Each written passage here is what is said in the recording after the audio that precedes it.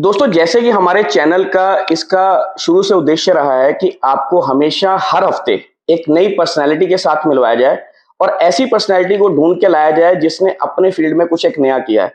आज हम जिससे आपकी मुलाकात करवाएंगे वो सिर्फ एक पर्सनैलिटी नहीं है, वो बंडल ऑफ पर्सनैलिटीज है। Multi talented, multi personality ma'am से हम आज आपकी मुलाकात करवाएंगे, जो टैरो रीडिंग करती हैं, सोशल वर्क करती हैं, बच्चों के लिए काम करती हैं, एनजीओ चलाती हैं और उसके अलावा पता नहीं क्या क्या करती हैं। तो सारी डिटेल डिस्कशंस हम जो हैं उनके थ्रू ही जानेंगे। तो आज की हमारी मेहमान है जानी मानी tarot reader ma'am Renu Mathur. Ma'am नमस्कार। नमस्कार। आपने काफी कॉम्प्लिकेटेड इंट्रोडक्शन दे दिया मेरा। नहीं, कॉम्प्लिकेटेड नहीं, मैं तो आपका जब प्रोफाइल देखा ना तो मैं खुद कॉम्प्लिकेटेड हो गया था कि इसमें क्या क्या है। तो मैं बेटर है कि ऑन कैमरा ही सारी बातें करेंगे। मैम, सबसे पहला सवाल, आप जानी जाती हैं as a tarot card reader. ये जो विधा है ये अपने आप में ज्योतिष, पामिस्ट्री और एस्ट्रोलॉजी या वास्तु जो हम कहते हैं उन चारों में से पांचवी विधा है जो अभी कुछ एक समय में बहुत ज्यादा पॉपुलर हुई है। थोड़ा सा हमारे दर्शकों के लिए पहले तो टैरो कार्ड क्या होता है ये बताइए। देखिए, टैरो कार्ड बेसिकली इटली जो कंट्री है वहां से इसका ओरिजिन है जी। हजारों साल पहले वहां के किसी राजा ने, उसकी डॉटर बहुत स्पिरिचुअल थी, तो उनके लिए कुछ इमेजेस उन्होंने अपने आर्टिस्ट से पेंट करवाए थे। तो वो लड़की जब भी ट्रैवल करती थी तो वो सारी इमेजेस साथ में जाती थी, विच बिकेम वेरी कॉम्प्लिकेटेड कि इतना हैवी सामान आप लेके जा रहे हैं। तो जब पेपर डेवलप हो गया तो उन्होंने उन्हीं को छोटा वर्जन करके, जैसे कार्ड्स का साइज लेके उस पे इमेजेस जो थे वो डिजाइन कर दिए गए। अब हर इमेज का एक मीनिंग है, जो स्पिरिचुअल मीनिंग उसका ड्रॉ होता है। जैसे मैं आपको एक एग्जांपल दूंगी, 5 ऑफ कप्स, उसका मतलब होता है आपकी जिंदगी से एक रिश्ता चला जाना। अब वो रिश्ता death, divorce, break in partnership, भरोसा टूटना, कुछ भी हो सकता है। तो इसमें डिफरेंट स्प्रेड्स होते हैं, तो डिपेंडिंग ऑन बाकी के कार्ड्स क्या कहते हैं। यही एक एग्जांपल है कि बस जो आपने बाकी विधाएं पूछी मेरे को, एस्ट्रोलॉजी, न्यूमरोलॉजी, ये सब, उसमें और इसमें सिर्फ ये फर्क है दैट एस्ट्रोलॉजी इज मैथमेटिक्स। अगर आपका जन्म का वक्त 5 मिनट भी आगे पीछे हो गया तो आपकी पूरी कुंडली बदल जाएगी। अगर आपके नाम का पहला अल्फाबेट बदल गया, अनिल से सुनील हो गया, तो योर लाइफ इज डिफरेंट, आपको पता ही नहीं है। You can not have like an image कि भी मैं इस दिशा में जा रहा हूँ या जा रही हूँ। ठीक है। टैरो और इनमें सिर्फ ये फर्क है कि एक तो मैं सन साइंस को फॉलो करती हूँ, विच मीन्स आपका ज़ोडिएक साइन, लियो, एरीज, सैजिटेरियस, वो चेंज, आपकी डेट ऑफ बर्थ तो नहीं बदलेगी ना, नाम बदल सकता है। दूसरा, टैरो जो है वो काम करता है आपकी, जैसे कहते हैं ना ऑरा, आपका जो इलेक्ट्रोमैग्नेटिक, हाँ, पर्सनैलिटी है। अगर आप नेगेटिव है तो आपके कार्ड्स भी नेगेटिव ही आएंगे। मैम, इसमें मेरा जो एक अपना पर्सनल डाउट है, जब आप एस्ट्रोलॉजी करते हैं, आपने कहा कि वो प्योरली मैथमेटिक्स और कैलकुलेशंस के ऊपर है। पामिस्ट्री करते हैं तो आपने किसी की हाथ की रेखाएं देखी, जो हाथ में है आपने देखा। लेकिन टैरो कार्ड में आप सिर्फ और सिर्फ एक बर्थ डेट या नाम के हिसाब से आप उसके कार्ड्स निकालते हैं और उसको प्रेडिक्ट करते हैं। ये थोड़ा सा अजीब लगता है कि मतलब एक कैसे हो सकता है ये चीज। देखिए, ऐसे है, हम जो एस्ट्रोलॉजी की बात करते हैं, मैं किसी विधा के अगेंस्ट बात नहीं करूंगी, ये इतने हम भी अगेंस्ट नहीं है, हम क्यूरियोसिटी है कि नहीं, मैं एक बात कह रही हूँ, I have nothing against any process. मुझे सिर्फ एक दिक्कत है कि कोई भी चीज 100% नहीं है जी। जो इवन एस्ट्रोलॉजी, वैदिक एस्ट्रोलॉजी है, कुछ भी है, न्यूमरोलॉजी है, नंबर्स की वाइब्रेशंस है, ये किन्होंने डिसाइड किया? हम लोगों ने डिसाइड किया। Over a period of time, experiences, लोगों से डील करना, जब एक पर्टिकुलर चीज चलती ही चली गई हजारों साल तक और कोई ऑल्टरनेटिव ही नहीं था, तो लोगों ने उसको बिलीव किया, उसको फॉलो किया, आज भी करते हैं जी। मैं उसकी रिस्पेक्ट करती हूँ जी। मगर हमें कहीं ना कहीं टाइम लगता है नया कुछ भी अपनी लाइफ में एंटर कराने में। I am very happy that ये जो जनरेशन है, it has a very open mind and broad thinking. कुछ भी नया सोचने, समझने, और अगर उनको समझ आती है तो उसको एक्सेप्ट करने के लिए वो तैयार हैं। तो स्पेशल आप बिलीव नहीं करोगे कि मेरे पास ज्यादातर टीनेजर्स, यंग मैरिड कपल्स, ऐसे लोग आते हैं कि आई am very proud that people have started accepting कि जब एक चीज सही है तो जरूरी नहीं है कि दूसरा मेथड गलत हो। They are willing to understand. तो मैम, काफी हद तक आपने हमारा डाउट क्लियर किया, क्योंकि मेरे को हमेशा ये लगता था कि कैलकुलेशन नहीं हुई, आपने कुछ हाथ नहीं देखा, सिर्फ आपने कार्ड्स निकाले और कार्ड एक रैंडम है, कुछ भी निकल के आ सकता है और कैसे मार सकते हैं। और दूसरी जो आपने बात की ज़ोडिएक की, अब जैसे मेरा ज़ोडिएक सैजिटेरियस है, अब आप मेरे को सैजिटेरियस मानेंगे, हिंदी में उसको धनु है, लेकिन जो एस्ट्रोलॉजी चलती है वो नाम के हिसाब से हाँ, चलेगी, वहां पे मैं मीन बन जाऊंगा। इसीलिए मैं यही कह रही हूँ, दोनों जो लोग इतने अट्यून्ड हैं एस्ट्रोलॉजी के लिए कि वो दोनों चीजों को इमीडिएटली आपस में कंपेयर करने लग जाते हैं। So if you come to me, come with an open mind, right, या तो उस एक चीज को फॉलो करो या मुझे फॉलो करो, कंफ्यूज मत करो। राइट। तो आप मानती हैं कि जो कार्ड्स देख के आप बंदे का टाइम और सब चीजें, मतलब जो चल रहा है वो तो बताएंगी, और उसके साथ उसके लिए रेमेडी भी निकल आती है? बिल्कुल बिल्कुल निकल आती है। हाँ, और मैं ये मानती हूँ, सुनने वाले में किसी को भी मेरी बात बुरी लगे तो आई एम सॉरी, मगर मुझे आज तक ये समझ नहीं आई कि नदी में 10 किलो दाल बहाने से कौन सा आपका ग्रह ठीक हो जाता है। वो 10 किलो दाल आप किसी लंगर में या किसी गरीब की फैमिली को या मंदिर में या कहीं ऐसी जगह जाओ, दो जो किसी के काम आए, एक अच्छा कर्म भी कमाओ और दान भी करो। मेरा तो प्रोसेस ये है।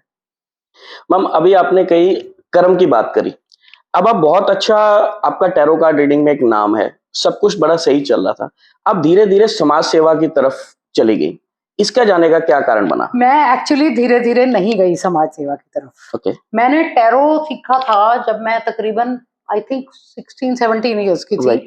हमारे कुछ जानकार हैं, वो लेडी मैक्सिकन हैं, यूएस बेस्ड हैं, तो वो मेरे को जब मिली थी, उन्होंने मुझे मेरा पहला सेट कार्ड्स का दिया था जो आज भी है मेरे पास।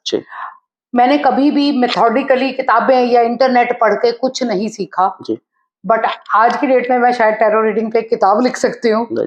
एक्सपीरियंस बहुत बड़ी चीज है, मगर और साथ के साथ जब मैं कॉलेज में थी, मैं I used to visit blind schools, labour colonies, सब चीजें। देखो टेक्निकली हमारे पास इंटरनेट नहीं था, कुछ नहीं था, तो I used to go everywhere on a cycle, I used to meet people, और मुझे अच्छा लगता था कि मैं उनके साथ टाइम स्पेंड कर पा रही हूँ। क्योंकि देखो गवर्नमेंट एजेंसीज आपको खाना देंगी, आपको कपड़ा देंगी, रहने की जगह देंगी, प्यार दिल से दिया जाता है जी।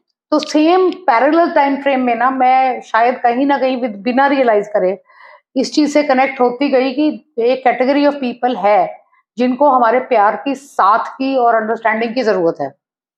तो फिर ग्रेजुअली जैसे जैसे पढ़ती गई, I did my post graduation, marriage, kids, life का रूटीन चलता रहा, but thankfully I have a pretty supportive family.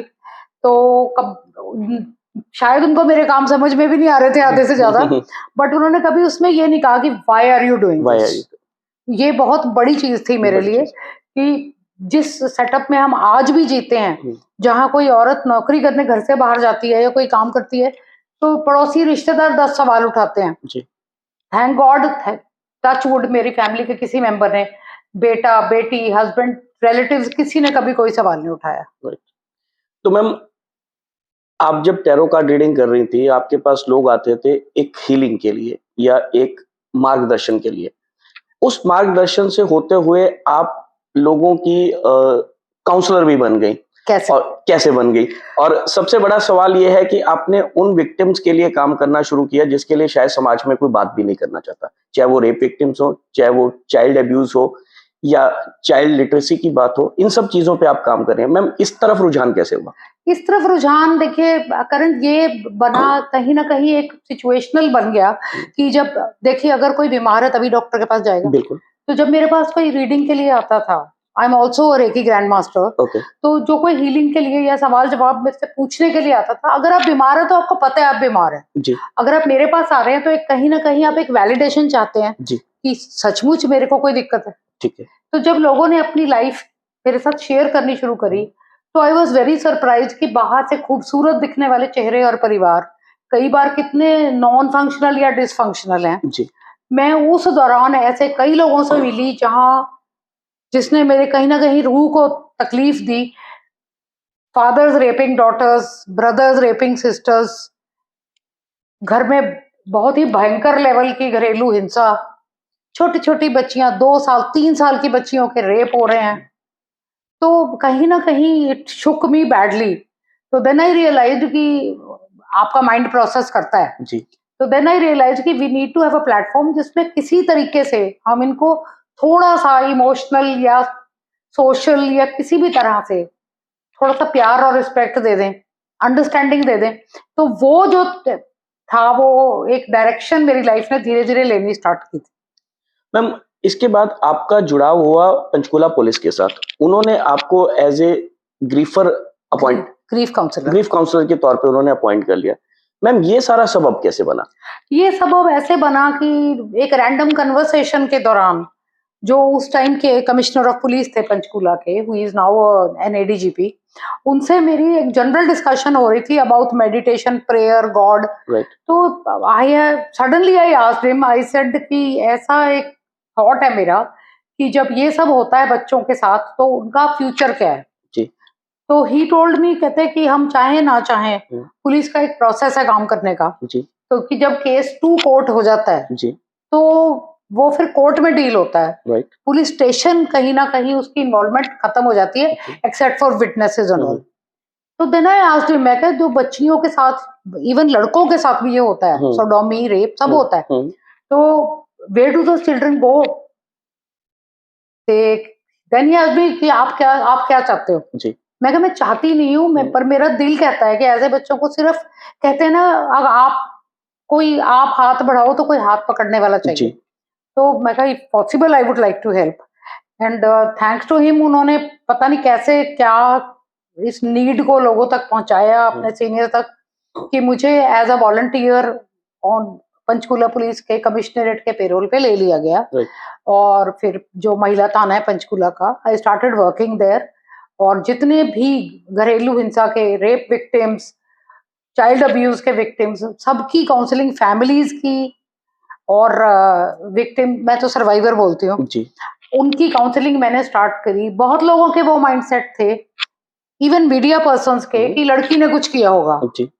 फिर धीरे धीरे देखिए वो अवेयरनेस आती है कि 2 महीने का या 3 साल का बच्चा क्या कर लेगा जी, कैसे वो किसी को सेक्सुअली अट्रैक्ट करेगा जी, कैसे वो कहेगा कि कम एंड रेप मी।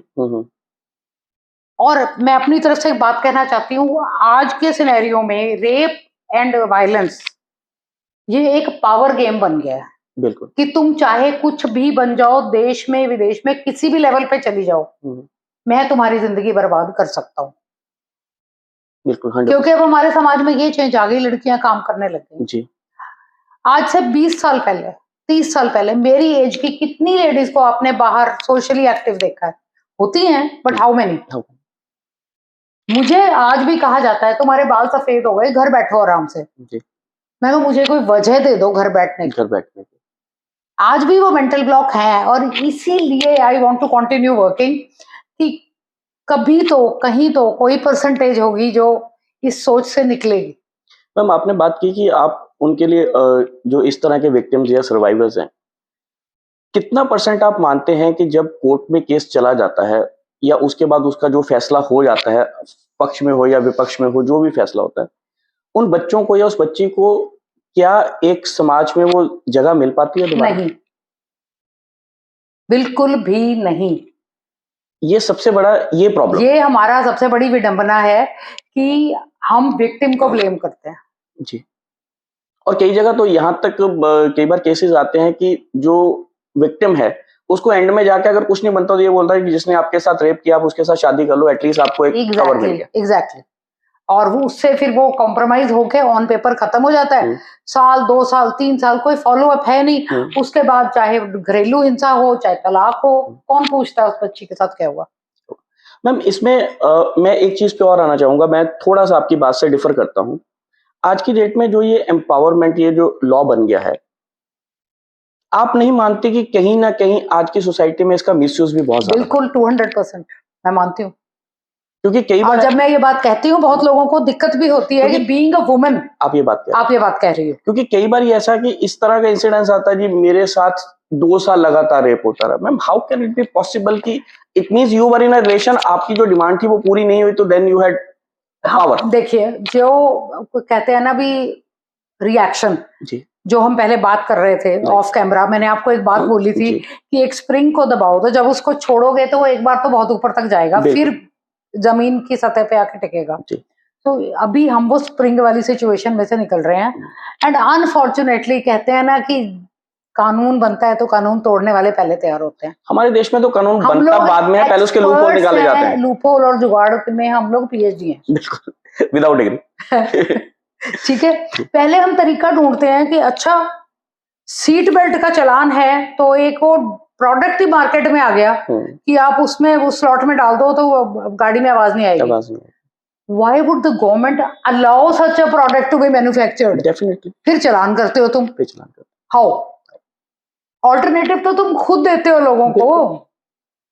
वो कहते हैं ना कि हाँ, हम कहते हैं कि जी बम नहीं बनना चाहिए, लेकिन अगर आप इंटरनेट पे जाके एक बॉम्ब वर्ड डालो, आपको 250 तरीके मिल जाएंगे, आप घर में बम।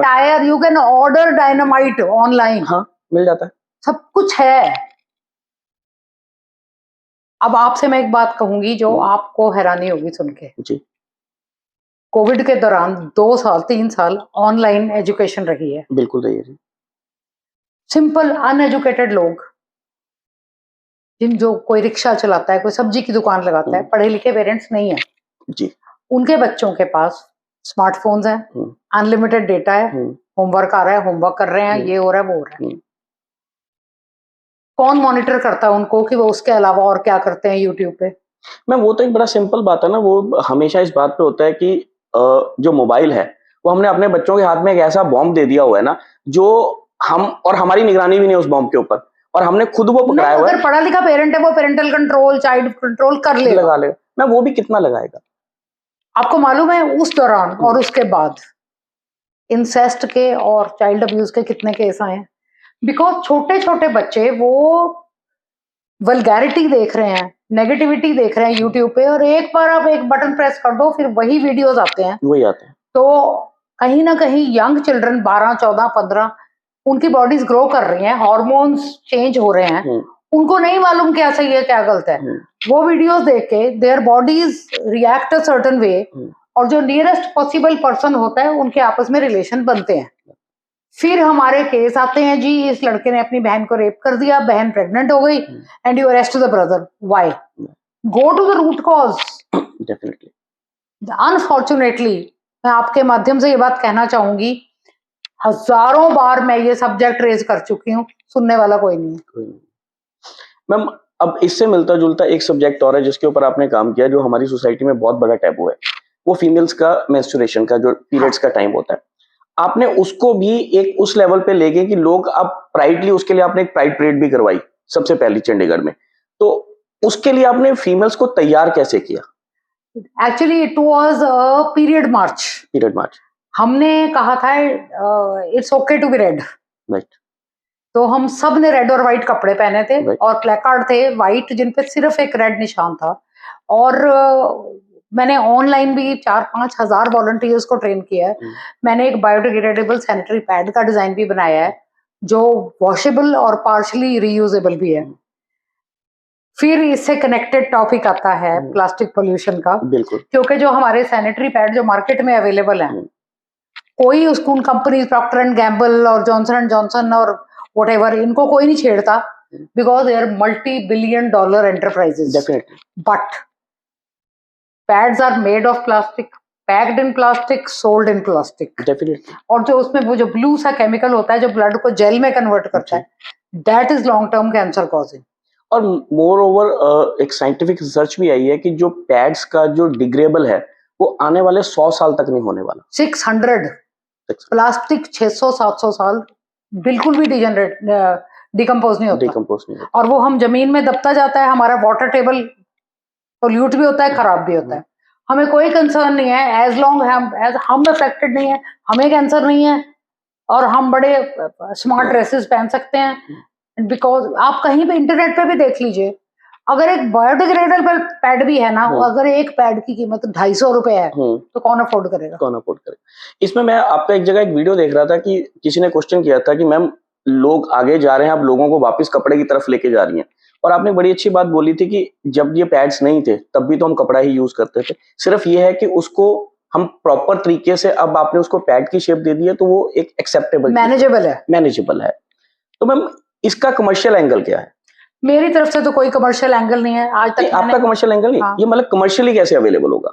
ये कमर्शियली अवेलेबल हो ही नहीं सकता, क्योंकि जो मेरा तरीका है बनाने का दैट इज वेरी सिंपल। जो गांव की झुग्गी झोंपड़ी की simple slum developers, under privilege लोग वो मशीन से सिल के घर में यूज कर सकते हैं।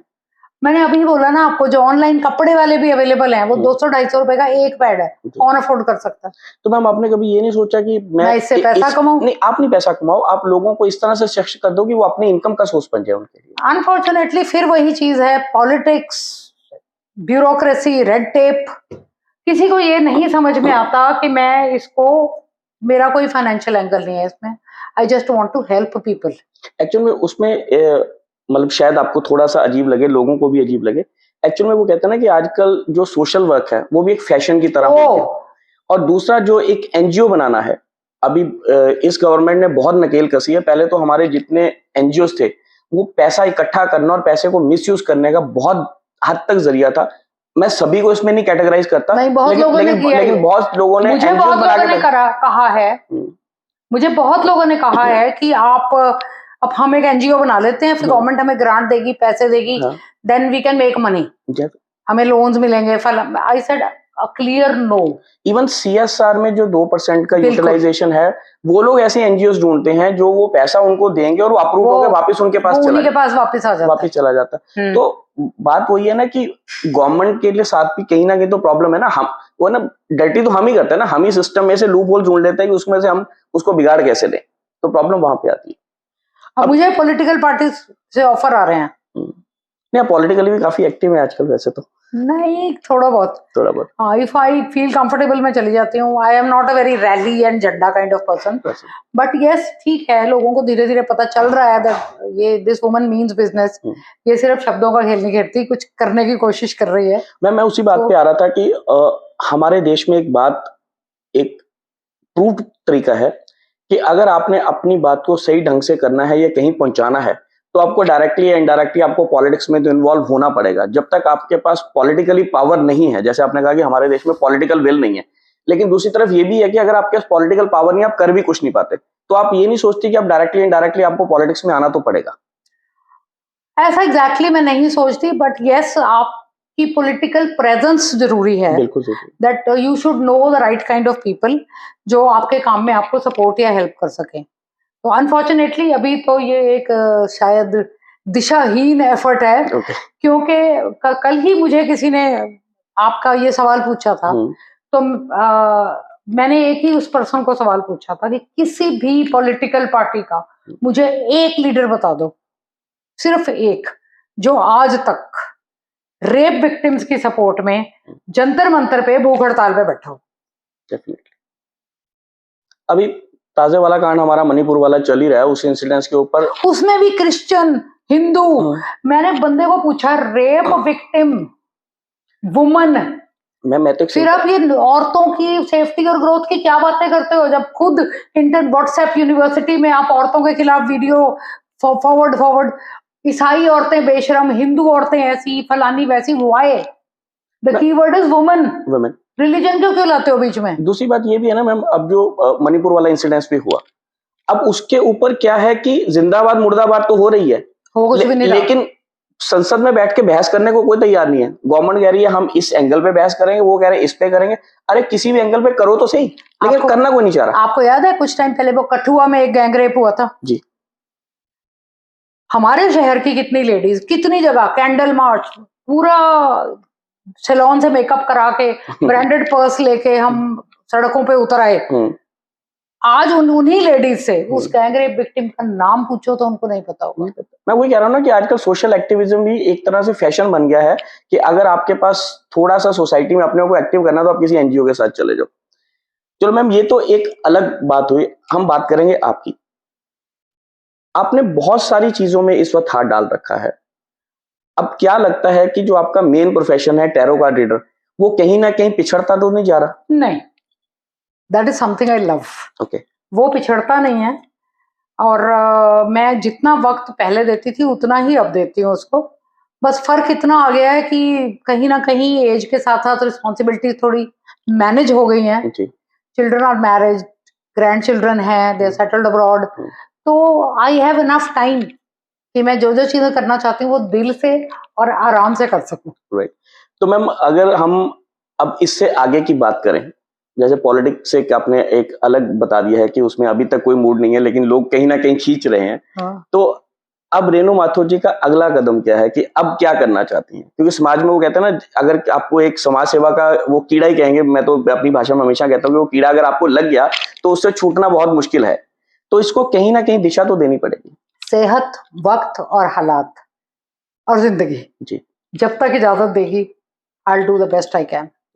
तो मैम हम दुआ करते हैं कि आपकी सेहत अच्छी रहे और विचार तो आपके पास अच्छे ही हैं, दिशा तो आपके पास सही है, तो आप समाज को एक अच्छी दिशा दे पाएं और आप जैसे सही में कहा जाए तो जो एक्चुअल में लोग जो समाज के लिए कुछ करना चाहते हैं उनकी इस समाज को बहुत ज्यादा जरूरत है। और हम उम्मीद करते हैं कि आपको जो आप करना चाहती हैं उसके लिए आपको सही लोग मिले और सही रास्ता मिले। तो आज के लिए हम आपसे लेंगे इजाजत। हमारे शो पे आने के लिए मैम बहुत बहुत शुक्रिया, बहुत धन्यवाद आपका। Thank you.